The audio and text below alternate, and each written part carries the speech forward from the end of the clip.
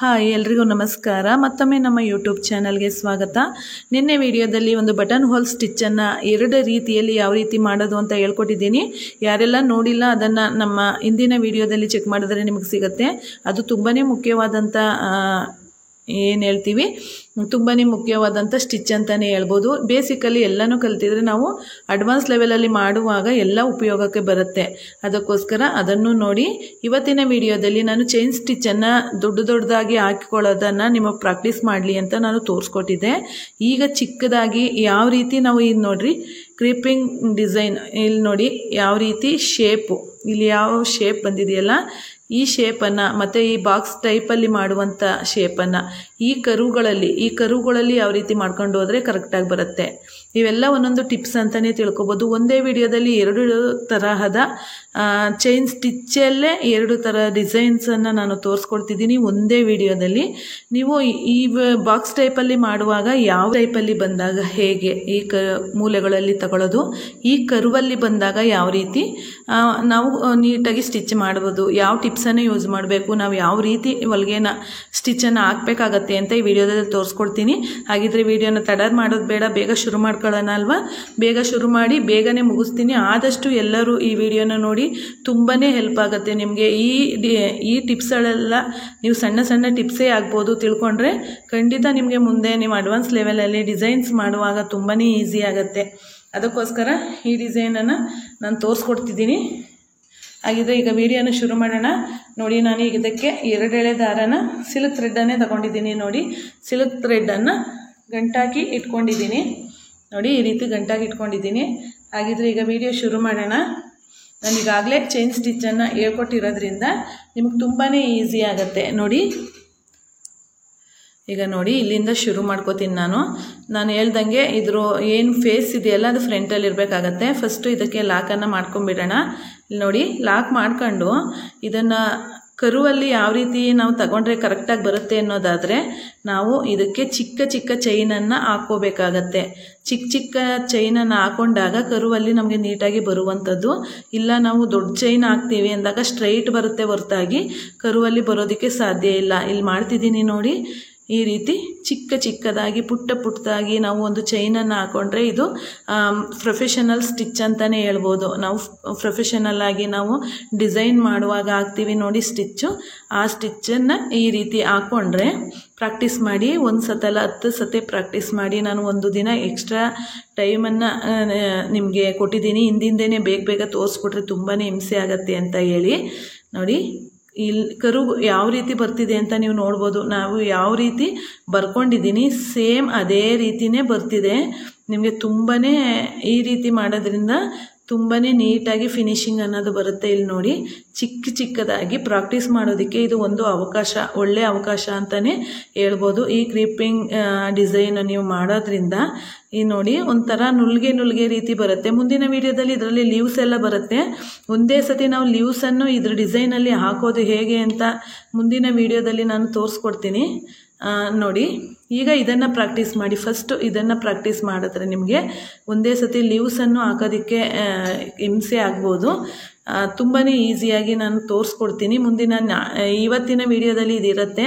ನಾಳೆ ವಿಡಿಯೋದಲ್ಲಿ ಇನ್ನೂ different types of chain stitch ಶೇಪಲ್ಲಿ ನಿಮಗೆ ತೋರಿಸ್ಕೊಡ್ತೀನಿ. ಜೊತೆಗೆ ಈ ಕ್ರೀಪಿಂಗ್ ಏನಿದೆ ಅಲ್ಲ ಇದನ್ನು ಲೀವ್ಸ್ ಜೊತೆಗೆ ನಾವು ಯಾವ ರೀತಿ ಹಾಕ್ಕೊಳ್ಳೋದು ಅಂತ ನಾನು ತೋರಿಸ್ಕೊಡ್ತೀನಿ. ನೋಡಿ, ತುಂಬಾ ಈಸಿಯಾಗಿ ಇದನ್ನು ನೀವು ಮಾಡ್ಕೋಬೋದು.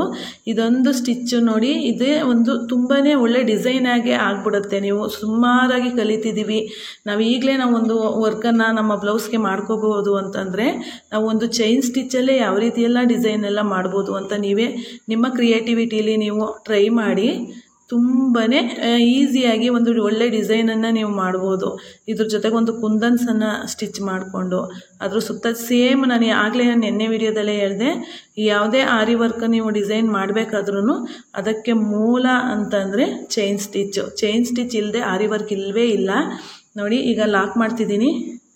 ಮತ್ತು ಇನ್ನೂ ಡಿಫ್ರೆಂಟ್ ಟೈಪ್ಸ್ ಆಫ್ ಲಾಕ್ ಇದೆ.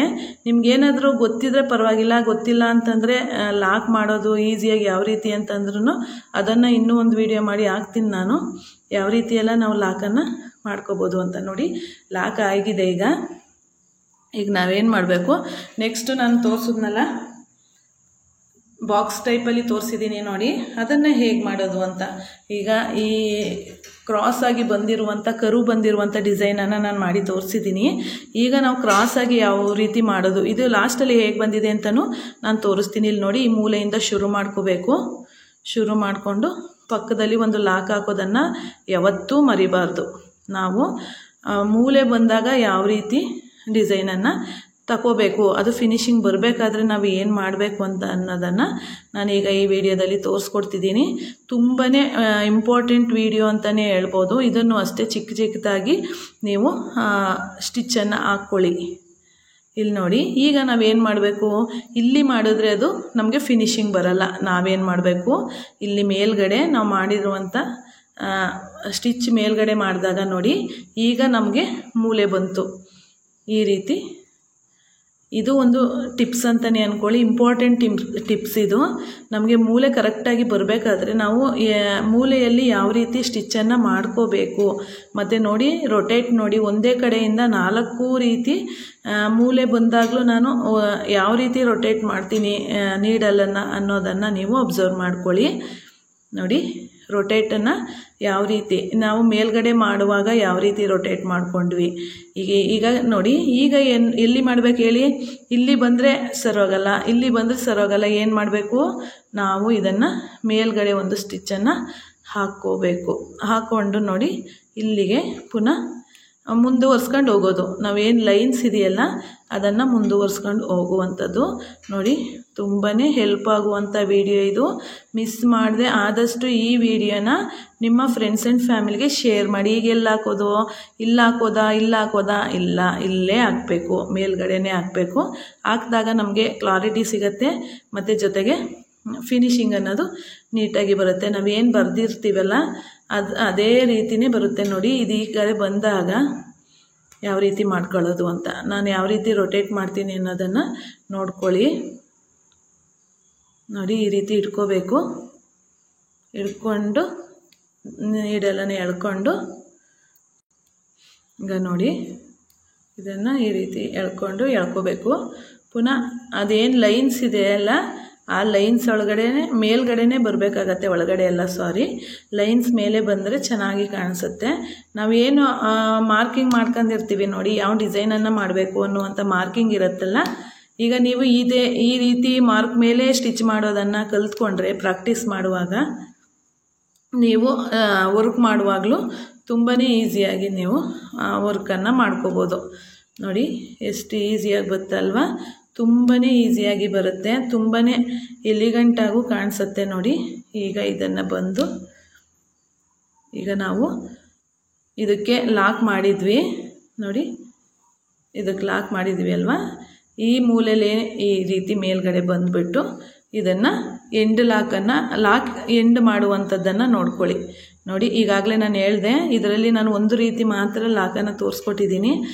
ಇದೇ ಸಾಕು ಅಂದರೆ ಓಕೆ, ಇಲ್ಲ ಇನ್ನೂ 2-3 ಥರ ಲಾಕನ್ನು ಹಾಕೋದಿದೆ, ಅದು ಬೇಗ ಈಸಿಯಾಗಿರುತ್ತೆ ಅನ್ನೋದಾದರೆ ನಾವು ಅದನ್ನು ಮಾಡಿಕೊಳ್ಳುವಂಥದ್ದು. ನೋಡಿ, ಈಗ ತೋರಿಸ್ತೀನಿ ಯಾವ ರೀತಿ ಬಂತು ಅಂತ. ನೋಡಿರಿ, different types of chain stitch ಈ ರೀತಿ ಬಂದಾಗ ನೀವು ನೆಕ್ ಡಿಸೈನ್ಗೆ ಮಾಡ್ಬೋದು. ನೋಡಿ, ನೆಕ್ ಡಿಸೈನ್ಗೆ ಇದ್ರ ಒಳಗಡೆ ಪಾಣಿ ಸ್ಟಿಚ್ ಅಂತ ಬರುತ್ತೆ. ಆ ಪಾಣಿ ಸ್ಟಿಚ್ ಹಾಕಿದ್ರೆ ಇದು ಒಂದು ಡಿಸೈನ್ ಆಗಿಬಿಡುತ್ತೆ. ನೋಡಿ, ಕರು ಬಂದಾಗ ನೋಡಿ ತೋರಿಸ್ತೀನಿ, ಈ ರೀತಿ ಚಿಕ್ಕ ಚಿಕ್ಕ ಚೈನ್ ಸ್ಟಿಚ್ಚನ್ನು ಹಾಕ್ಕೊಂಡ್ರೆ ನಿಮಗೆ ತುಂಬ ಚೆನ್ನಾಗಿ ಬರುತ್ತೆ. ಇದು ನೋಡಿ, ತುಂಬಾ ಈಸಿಯಾಗಿ ಬರುತ್ತೆ.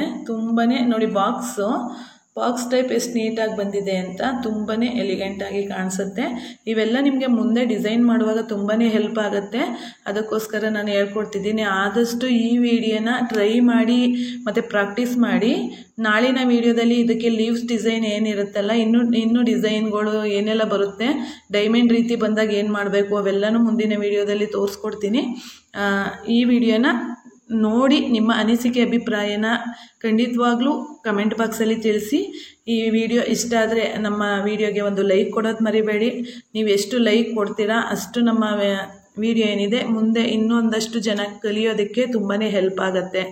ಆದಷ್ಟು ವಿಡಿಯೋನ ಫುಲ್ ನೋಡಿ ಅಂತ ಹೇಳ್ತಾ ಇಲ್ಲಿಗೆ ವಿಡಿಯೋನ ಮುಗಿಸ್ತಿದ್ದೀನಿ. ಮುಂದಿನ ವಿಡಿಯೋದೊಂದಿಗೆ ಭೇಟಿಯಾಗೋಣ. ಅಲ್ಲಿವರೆಗೂ ಧನ್ಯವಾದಗಳು friends. Thank you for watching.